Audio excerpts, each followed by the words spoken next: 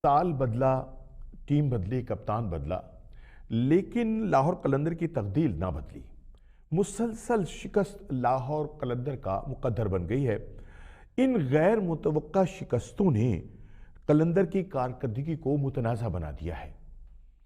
कुछ नाक़दीन का ख्याल तो यह है कि कलंदर जो हैं वो अब मुल्क, कौम या खेल के लिए नहीं खेल रहे, बल्कि अपने मकासद के लिए खेल रहे हैं।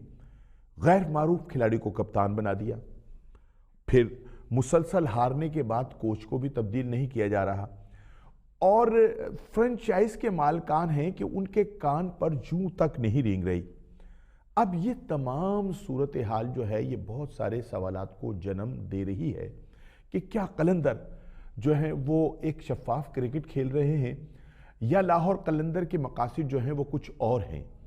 अगर खुलकर ये कहा जाए कि मकासद कुछ और होंगे तो जो हम सूरत हाल देख रहे हैं वो यकीनी तौर के ऊपर ऐसा लगता है कि वही होंगे जो हम सोच रहे हैं या आप सोच रहे हैं। यानी एक ऐसा मैच कि जो हम जीत रहे होते हैं, यानी कलंदर जीत रही होती है, और फिर अचानक ऐसा उस खेल के अंदर ट्विस्ट आता है, एक ऐसा मोड़ आता है कि वो जीती हुई बाजी जो है वो हार दी जाती है।